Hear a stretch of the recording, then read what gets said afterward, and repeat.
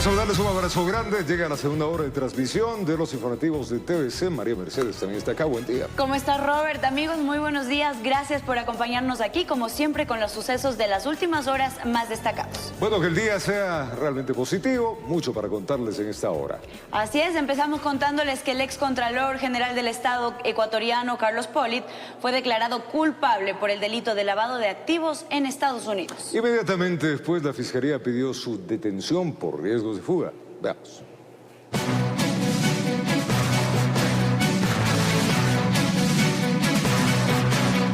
Casi un día le tomó al jurado tomar una resolución sobre el juicio penal en contra del excontralor Carlos Pollitt, quien fue declarado culpable por el delito de lavado de activos en Estados Unidos. Pollitt escuchó el veredicto de brazos cruzados, sentado al lado de sus abogados. Su familia se encontraba una fila más atrás en la sala, visiblemente afectada por la decisión. Inmediatamente conocido el veredicto, por parte de Fiscalía se solicitó la detención de Carlos Pollitt al existir un riesgo inminente de fuga, señalando que el excontralor huyó de la justicia ecuatoriana anteriormente. Pese a que la defensa señaló que no había tal riesgo de fuga, Pollitt se retiró la leva y la corbata y se entregó a 3 agentes que permanecían en la Corte de Justicia del sur de la Florida, y posteriormente fue trasladado al Centro de Detención Federal de Miami. Respecto a la solicitud de Fiscalía de confiscar 2 bienes de Carlos Pollitt por sus presuntos nexos con el pago de sobornos, el jurado aceptó confiscar uno de ellos, un edificio de oficinas adquirido en $2.6 millones ubicado en Coral Way, Miami. Tras la resolución del jurado, el excontralor del Estado permanecerá en el Centro de Detención Federal de Miami hasta que la jueza Kaitley Williams determine su sentencia. Para esto, la magistrada cuenta con un lapso de 45 días. Informó Edwin Benalcázar. Carlos Pollitt renunció a la Contraloría en el 2017. Salió del país con una excusa médica y nunca volvió. Hemos preparado un reportaje sobre su trayectoria política y cómo estuvo involucrado en varios delitos. En los últimos días, todas las miradas apuntaban a un hombre: Carlos Pollitt Fagioni, excontralor de la República. Después de un largo proceso judicial, ha sido declarado culpable por lavado de activos y otros cargos. Pero ¿quién es Carlos Pollitt y cómo consiguió tanto dinero? Para responder esta interrogante debemos retroceder al año 2003, cuando Pollitt inició su trayectoria política, durante el gobierno de Lucio Gutiérrez. De hecho, fueron muy cercanos, tanto que acompañó a Lucio en sus últimas horas en Carondelet. Pero no fue hasta 2007 que llegó Rafael Correa al poder y eligió a Carlos Pollitt como el nuevo contralor del Estado. Desde ese momento, estuvo 10 años en el mismo cargo, exactamente el mismo tiempo que duró el correísmo. Felicitaciones a nuestro contralor Carlos Pollitt por los importantes avances durante su gestión. Si todo el mundo quiere a Carlos, ¿no? Le clava la glosa, toda la responsabilidad y todo el mundo lo aplaude y lo quiere, que es simpaticísimo. Hay que tener un poco de miedo, ¿eh? Pese a varias críticas y cuestionamientos, de simpatiquísimo calificó Correa a Pollitt en 2015, 2 años antes de que la bomba estalle y que las sospechas de corrupción del contralor salgan a la luz. Y es que en 2017, en el mundo explotó el conocido y polémico caso Odebrecht, donde se decía que en Ecuador, la constructora brasileña había pagado sobornos de al menos $35 millones en coimas. He ordenado iniciar en todos los procesos de contratación que ha tenido el Estado ecuatoriano con Odebrecht, auditorías.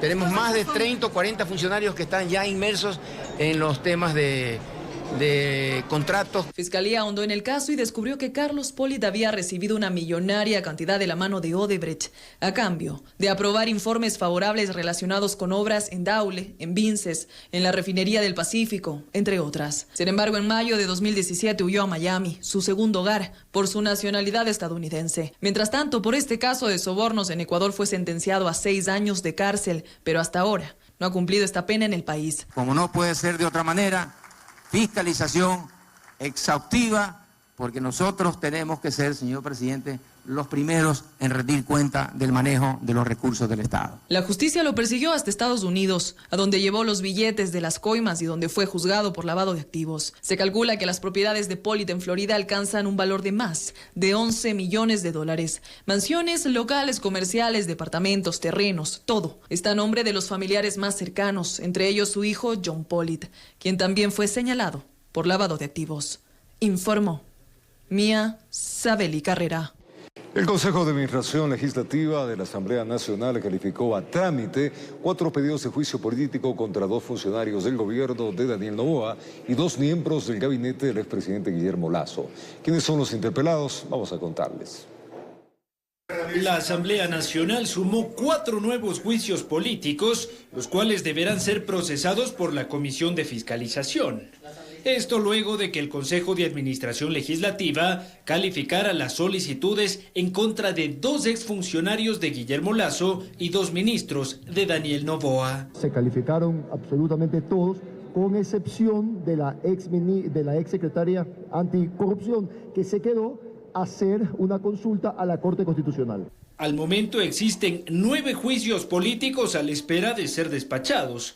Y por primera vez en este periodo se fiscalizará a ministros en funciones. El correísmo es la bancada que lidera este proceso, desencadenado tras la detención del ex vicepresidente Jorge Glass en la Embajada de México en Quito.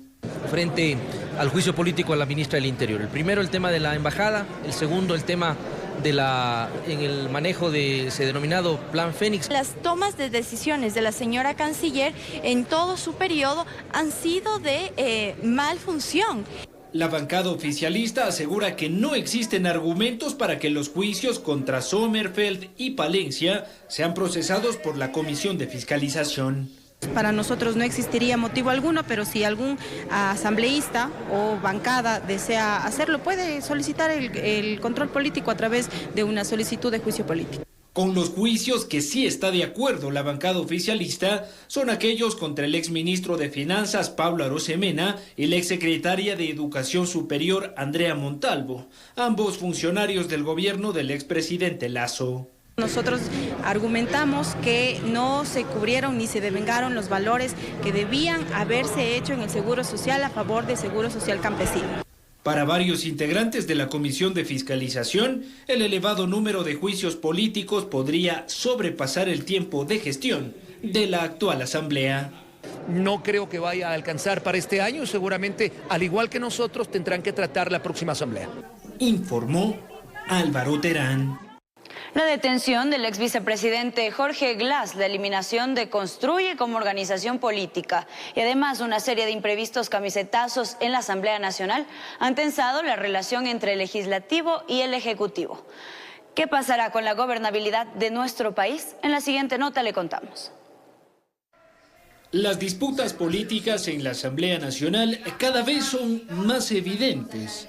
El distanciamiento del gobierno con varias organizaciones políticas ha creado un ambiente de incertidumbre que podría poner en riesgo la gobernabilidad de Ecuador.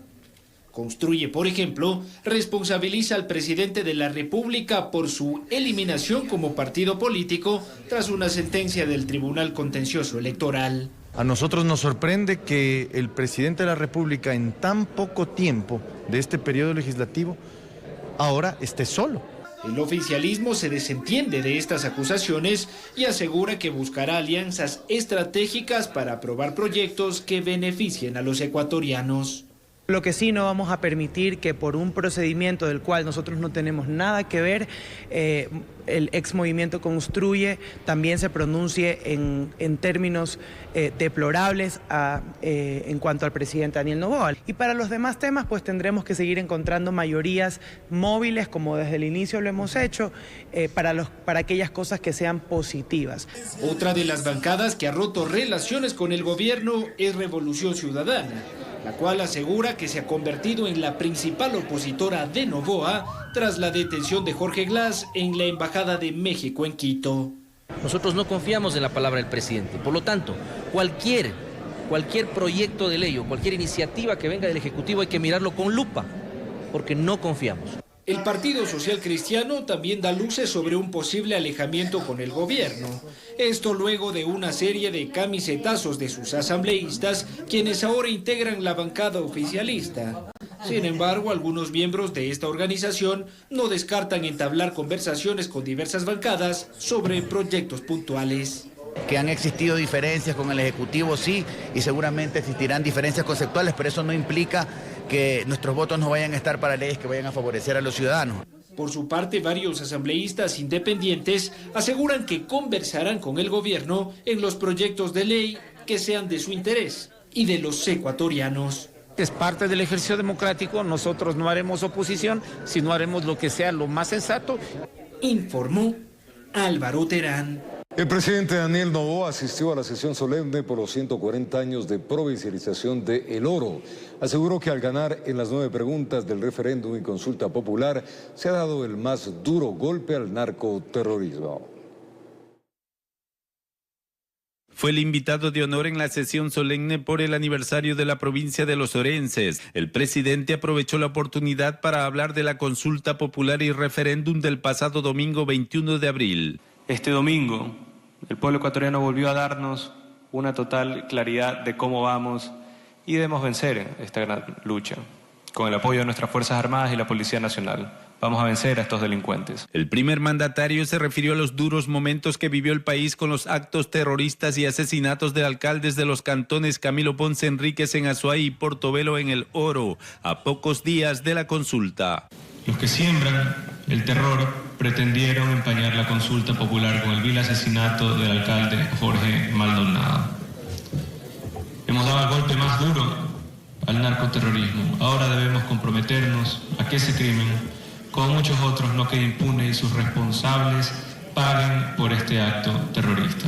Luego de que el país le dijo sí al futuro, contamos con más herramientas para juzgar estos crímenes y endurecer las penas para sus perpetradores. Por su parte, el comandante general de la Policía Nacional, César Zapata, se refirió a la estrategia que implementarán con las Fuerzas Armadas una vez que la ciudadanía dijo sí en la pregunta A, refiriéndose al apoyo complementario en la lucha contra el terrorismo y la disminución de muertes violentas.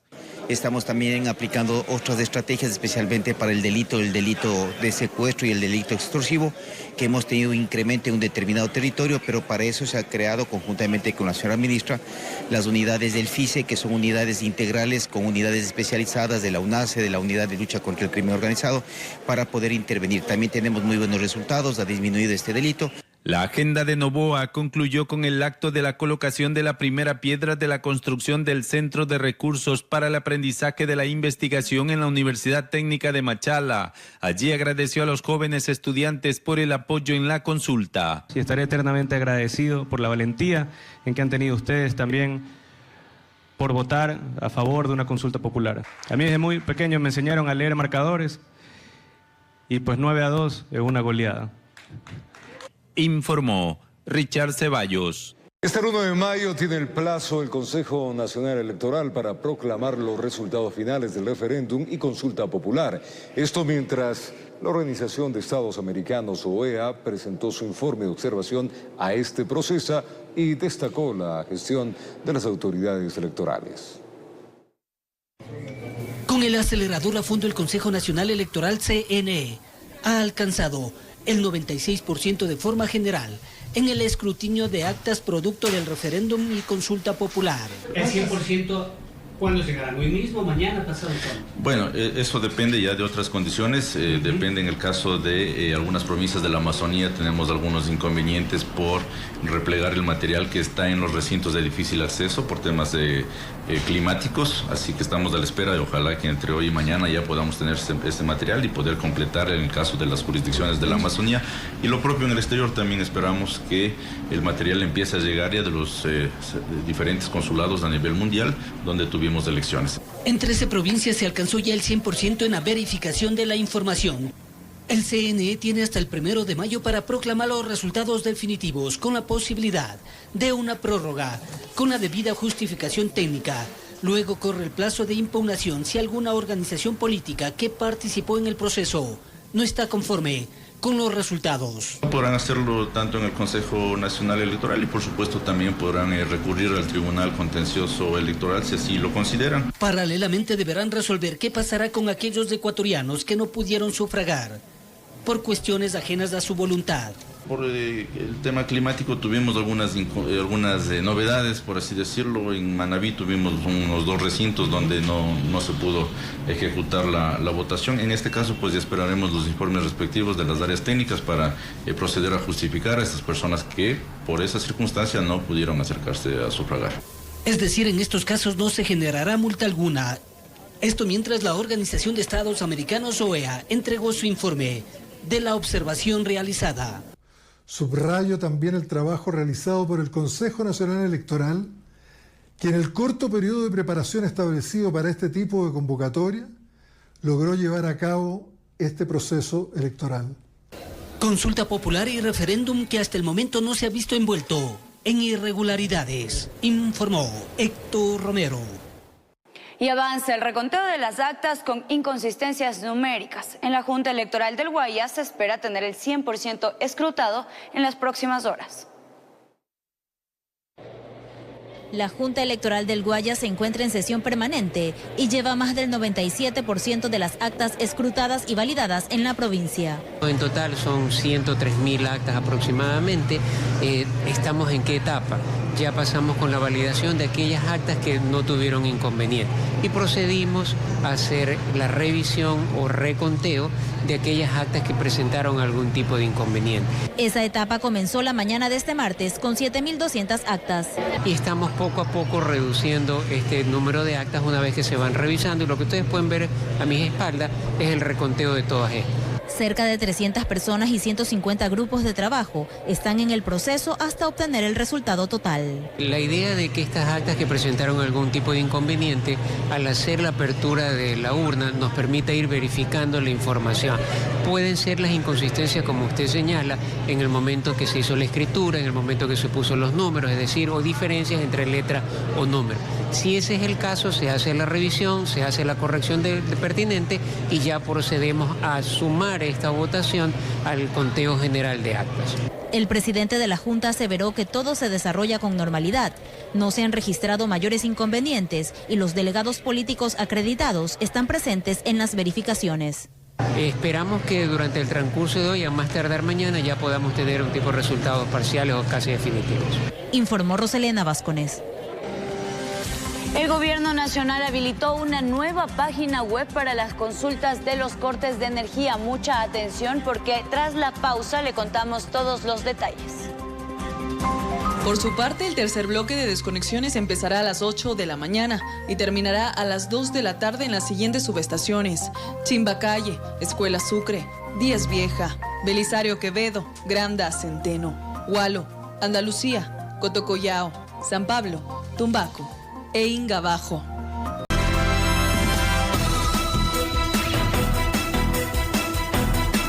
7 de la mañana con 16 minutos. Gracias, amigos, por estar en nuestra sintonía. Como lo anunciamos, el Gobierno Nacional habilitó una página web para que los ciudadanos puedan consultar diariamente las actualizaciones de los cortes de energía. El ministro encargado, Roberto Luque, indicó que se iniciará con una campaña para el ahorro del suministro eléctrico. Desde este 23 de abril está disponible la página web energía-medioecuador.com para que los ciudadanos puedan consultar los horarios de los cortes de energía eléctrica. Lo de los horarios, como le digo, siempre es variable porque cada día, así, si usted ve esa gráfica azul que está mostrada en la pantalla, esa es una gráfica típica de un día lunes, pero también tenemos gráficas típicas del día martes. Los consumos por la semana son diferentes y en función de eso lo que hacemos todos los días es tratar de disminuir la mayor cantidad de cortes posibles para que la ciudadanía no se vea tan afectada. Se anunció también una campaña para crear conciencia y es indispensable ahorrar energía. Se necesita colaboración desde el mismo Estado y de los ciudadanos, explicó el titular de la cartera de Estado. Y tratar de no consumir, por ejemplo, en las noches en los edificios públicos.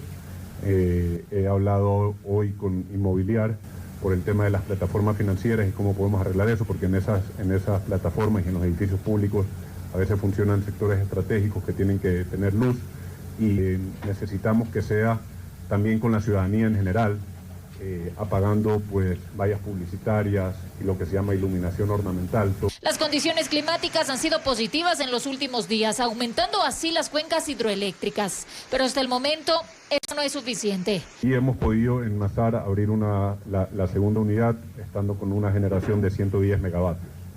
En el embalse de la Central Paute también se ha logrado recuperar 1.9 metros. Este embalse es mucho menor en volumen que el otro, pero de todas maneras consideramos que es algo importante y nos ha permitido que los racionamientos sean un poco menores. El gobierno analiza una serie de opciones como las barcazas, la importación de gas natural, entre otras opciones, para cubrir el déficit eléctrico de unos 1.000 megavatios. Informó Marilyn Jaramillo. Alternativas planteadas por el gobierno para sobrellevar la crisis energética podría tardar en aplicarse hasta 90 días según expertos. Ellos sugieren repotenciar el parque termoeléctrico, que es la principal alternativa de energía del país cuando se produce este tipo de sequías. El gobierno nacional presentó como opciones para sobrellevar la crisis energética la contratación de barcazas o el incremento en la importación de gas natural. Ambas alternativas tardarían en aplicarse por lo menos 3 meses y significarían un alto costo para el Estado. Así lo asegura Miguel Robalino, consultor en temas energéticos. Estos costos van a ser altos por un lado, y por otro lado hay que entender que no solamente una crisis eléctrica en el Ecuador, está generada en varios países, especialmente en la región de América Latina y del mundo. Sin embargo, pese al costo, lo importante es superar la crisis energética en el menor tiempo posible. Necesitamos solucionar esta crisis eléctrica porque mientras más rápido solucionemos, mucho menores van a ser los efectos de la crisis económica.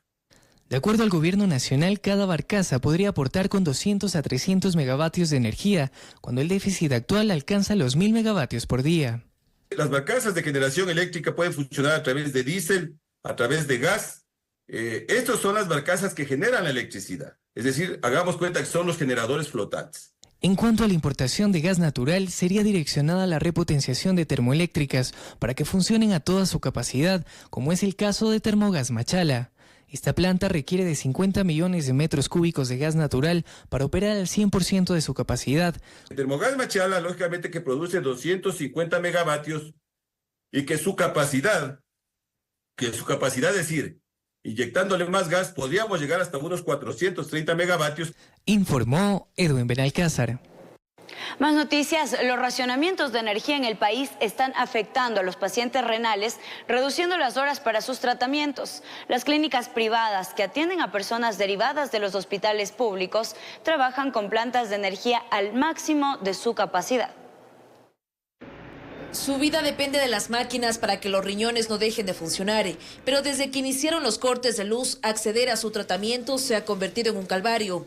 De las 4 horas de hemodiálisis por día que necesita Catherine Mackenzie, paciente con insuficiencia renal, solo ha recibido 3 en una clínica privada a la que fue derivada del IES. Han informado que nos toca hacer incluso menos tiempo y si nosotros no completamos el tratamiento, no salimos bien, salimos débiles, cansados. No es el único caso. Encontramos a Gustavo Pilataxi, de 75 años, esperando su cita en un centro de diálisis, preocupado porque las molestias propias de la enfermedad han empezado con fuerza por los repentinos cambios de horarios de atención, debido a la programación de los apagones, de hasta 6 horas. 2 días que teníamos que recibir, no cambiaron el horario.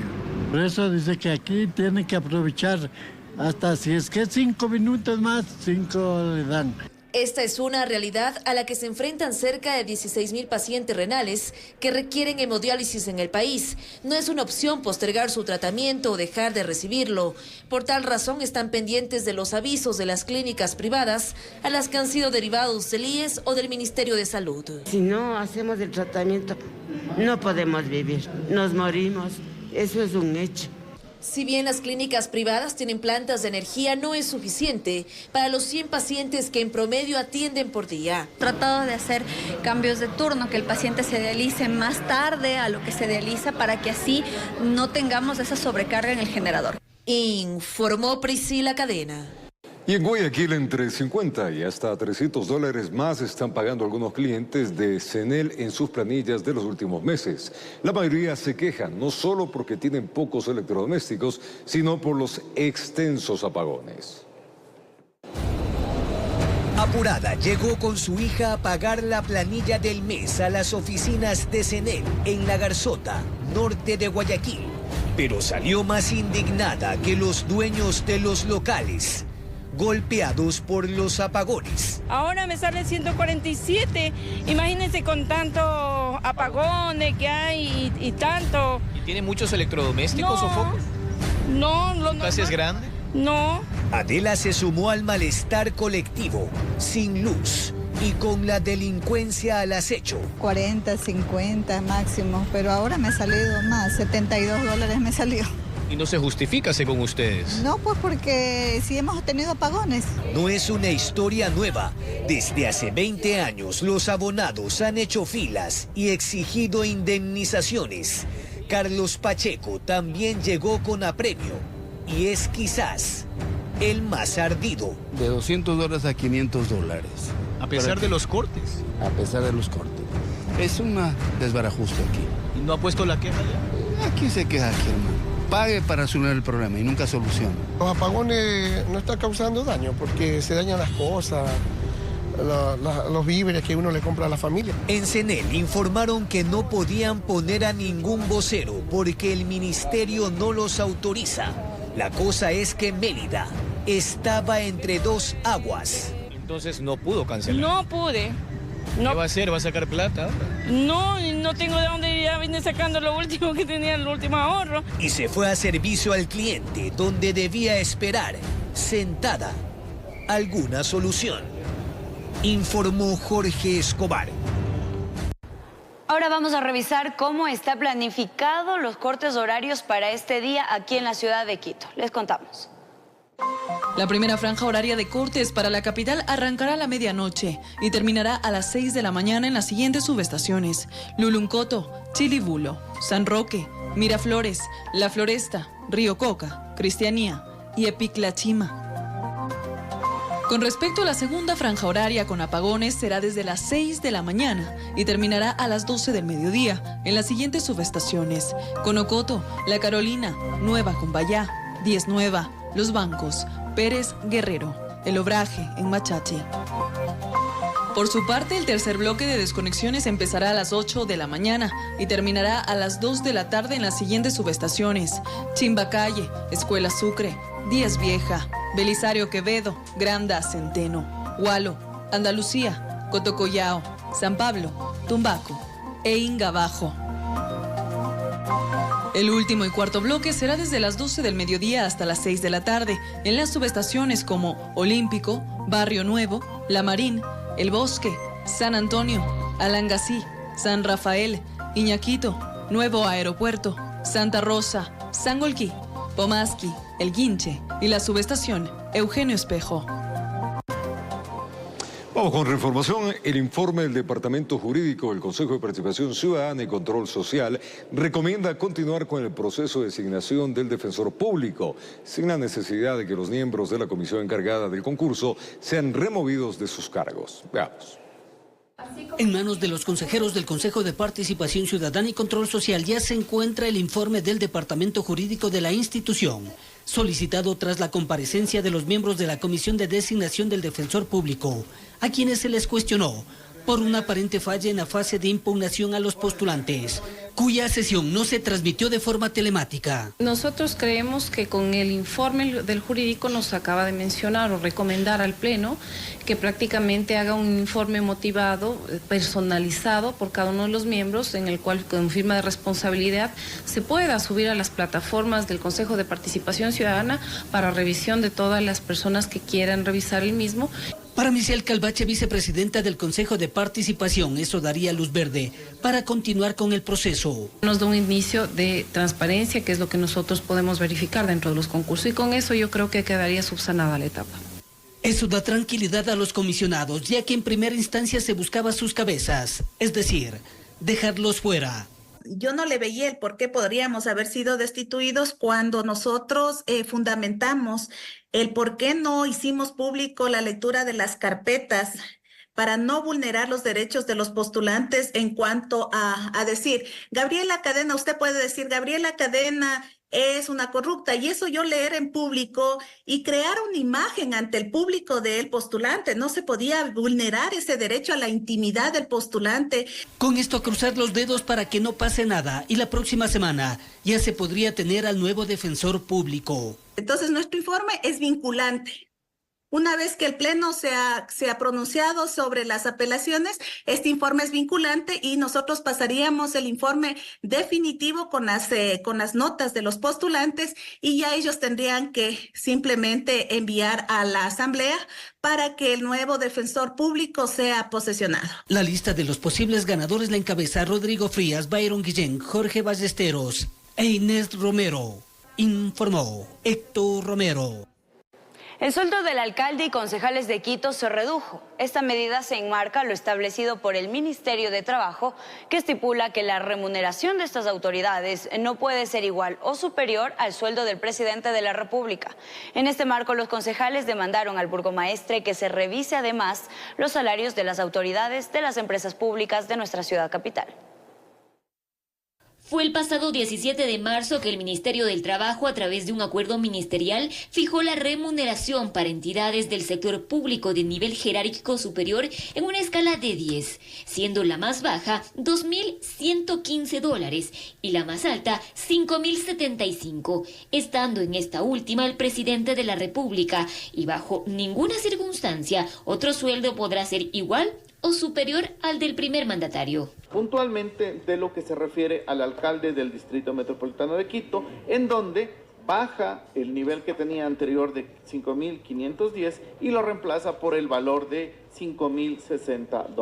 Y por añadidura, el nuevo salario que tendrían los concejales es de el 50% del salario del alcalde del Distrito Metropolitano. A más de un mes de esta resolución de carácter nacional, el Consejo Metropolitano abocó conocimiento. En este marco, el alcalde Pavel Muñoz señaló que si bien la medida es de obligatorio cumplimiento, es crítico a la misma. Que se viene reiteradamente hablando de esta suerte de deterioro de la parte remunerativa del sector público, ¿sí? Cuando los ajustes muy bien podrían estar por otro lado. Es decir, cobrar a las grandes firmas evasoras del país. No están ahí los grandes ingresos que deberíamos tener, no está en enfrentar realmente el problema de la evasión donde deberíamos tener este tema. De su parte, los concejales no le encontraron mayor cuestionamiento a dicha resolución. Estoy totalmente de acuerdo, yo creo que aquí no estamos por el sueldo, yo creo que aquí estamos para servir a la ciudad y que se ponga en práctica lo que se tiene que poner en práctica. Ahora ganaremos menos, pero trabajaremos, al menos por mi parte, más y con más ahínco por los vecinos. Sin embargo, demandaron al burgomaestre que también se debería revisar las remuneraciones que perciben funcionarios de las empresas públicas metropolitanas. Sostienen que si de orden jerárquico se trata, deberían tener sueldos por debajo del que ellos reciben. Sin embargo, tenemos funcionarios municipales que ganan 4.000, 4.500, 3.000, 3.500. Pensamos que, como son puestos por el señor alcalde, tendrían que no ganar más que un concejal que es puesto por elección popular, como el administrador, procurador, secretarios de distintas entidades. La empresa Metro de Quito, por ejemplo, tiene 147 funcionarios, de los cuales más de el 40% tienen salarios superiores a $2.000, ¿no? Lo mismo sucede en EMSA. Me parece que esto amerita estudiar a profundidad la institucionalidad municipal y saber qué tanto necesitamos o qué tanto no, ¿no? Cómo podemos ser más eficientes con los pocos recursos que tenemos. En Quito informó Adriana Rojas. Promover e incentivar el crecimiento de la ciudad hacia arriba y redoblar zonas, repoblar zonas céntricas que han sido abandonadas es parte del objetivo del municipio de Quito. Esto a través de reformas de ordenanzas al plan de desarrollo y ordenamiento territorial.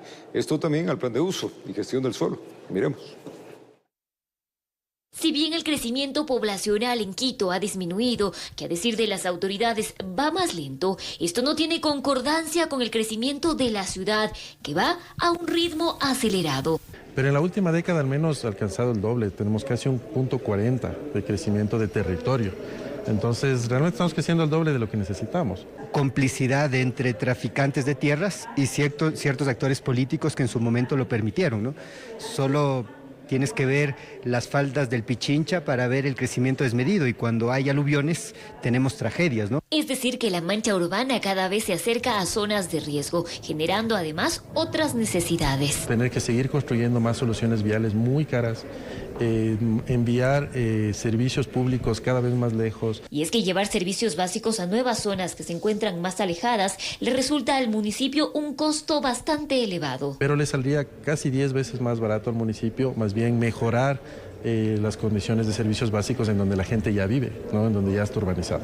Mientras crece la ciudad, zonas céntricas han sido abandonadas. Es por ello que el Consejo Metropolitano busca algunas reformas a las ordenanzas del Plan de Desarrollo de Ordenamiento Territorial y al Plan de Uso y Gestión de Suelo, mismos que son la planificación de la ciudad hasta el 2033. Una de estas iniciativas es promover el crecimiento de la ciudad hacia arriba. Se están implementando algunas zonas en donde vamos a modificar altura, vamos a permitir que los edificios y los proyectos urbanísticos sean más altos. Zonas como la Carolina se están elevando los pisos, zonas como la 10 de agosto también se están elevando los pisos, parte de la Mariscal hacia la zona también occidental se están elevando los pisos. Y la reurbanización de las zonas que han sido despojadas de ciudadanos por la lógica misma del crecimiento. La salida del aeropuerto, por ejemplo, nos dejó una brecha grande.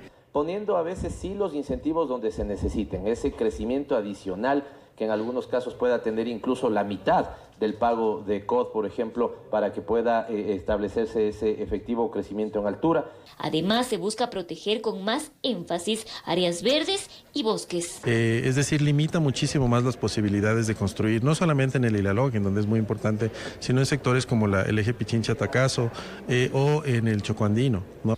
Todas estas propuestas serán recogidas en el informe para el segundo debate para su aprobación. En Quito informó Adriana Rojas. Y al volver con las noticias internacionales, en Perú, Ana Estrada se convirtió en la primera mujer en acceder a la eutanasia. Regresamos y le contamos de esta y otras noticias. El último y cuarto bloque será desde las 12 del mediodía hasta las 6 de la tarde, en las subestaciones como Olímpico, Barrio Nuevo, La Marín, El Bosque, San Antonio, Alangasí, San Rafael, Iñaquito, Nuevo Aeropuerto, Santa Rosa, Sangolquí, Pomasqui, El Guinche y la subestación Eugenio Espejo.